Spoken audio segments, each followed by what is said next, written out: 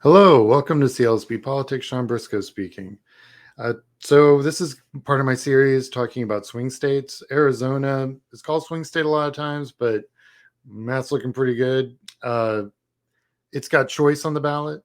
So this whole first part of the series will all be the states that have choice on the ballot. So it is the first one.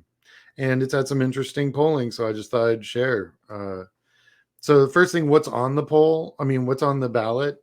It's effectively a 15-week report, which is not great. I'm not super happy with that, but it's got a whole bunch of wording in there to protect women, especially their health and their survivability, and it codifies it so that no one can go around messing with turn into like a 6-week, you know, nonsense that they have in Florida. And so that's what Arizona's doing. Mostly it's got a lot of language in there to protect the women in a health emergency. So improvements. First poll, well, that was kind of interesting. This is a week before the convention. Gallego is already up 2 against Lake, which was within the the wiggle room. So the margin of error. So it wasn't, effectively it's a statistical tie. But then more polling got put out there about a few days later, as it got closer to the convention, and I think Trump was, having all of his problems, and JD Vance was part of the picture, and uh, we've got a new VP with the new candidate. Everything was just kind of cruising, just bumping everything up one level at a time. And you end up with like a +4 or a +6 in Arizona versus Trump for Harris. So yeah, and Gallego's right there. Just he's got 4 extra points that Harris doesn't even have. And this was not even this wasn't even during this is 3 days before the convention. So then the convention starts, and we're starting to see more repeating mid to high single digits for Gallego. Just keeps on coming, and it's solidifying those numbers. And I was like, why is that happening? What's going on beyond just Lake is a pretty terrible candidate? I like to look at the demography of the state. So in Arizona, there's 7.1 million people. But if you look at that, the distance between how many boomer females there are versus boomer males, and then you look at that swell of population there that kind of starts at 40 and cruises right into its 20s, that chunk is the millennials, and there's a whole lot of them, and Harris is doing very well with that demographic. No, I mean, definitely just females in general, but then that specific age group, male and female. And I think that's going to be how you're going to see some pretty crazy numbers coming out of Arizona for the election. Because this is what the U.S. looks like. The millennials are right where they are. The Zoomers are, not so, but there's just a lot of kids, and there's a lot of young and, middle-aged young adults just sitting in Arizona, more than is the national average. These compare. I know they're different formats, but you can see there's a difference. And there's a lot that's the same. It's really interesting to look at math this way. So how old is Arizona average? 38 years old, looking good.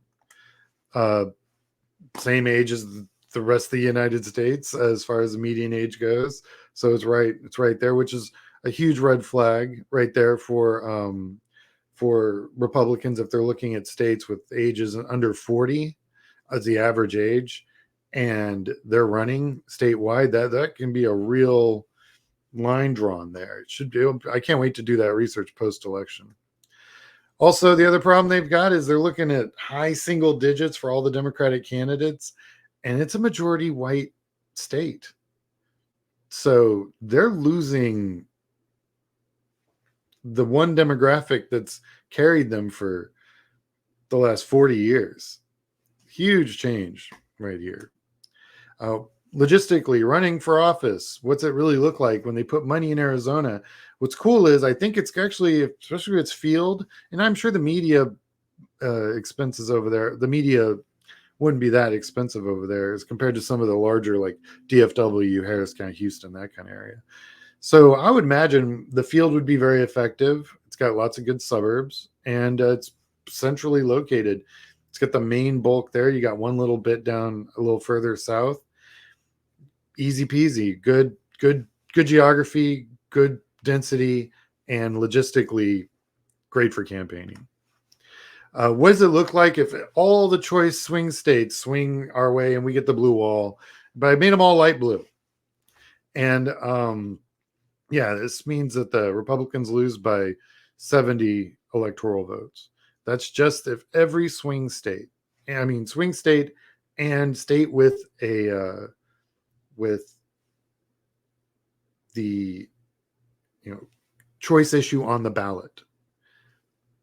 Those are the states that I think, I mean, even like they're talking Florida now, so I made it light blue. Pennsylvania, I think, is going to come out solid blue, but I made it light just to be fair, you know. But this is my, as I go through these videos, I'm going to fine tune this a little bit. But like right now, I think I'd make Arizona dark blue. I think the math would say make Arizona dark blue. So next time you see this, probably be dark blue. And we'll see what the numbers change. All right. Quick quote: Arizona's lure is not just in its deserts, it's also in its mountains, rivers, and fascinating history. Amelia Earhart. I got an opportunity to read quite a bit about Arizona for this video, and found it to be fascinating. Um, and I'll look forward to learning more. Just wanted to, real quick, thank everyone who has subscribed. I'm getting a lot. People are sharing with their friends, which is awesome. All the information I'm presenting is publicly available. So just thanks for all the questions and comments, and just sharing my stuff all over.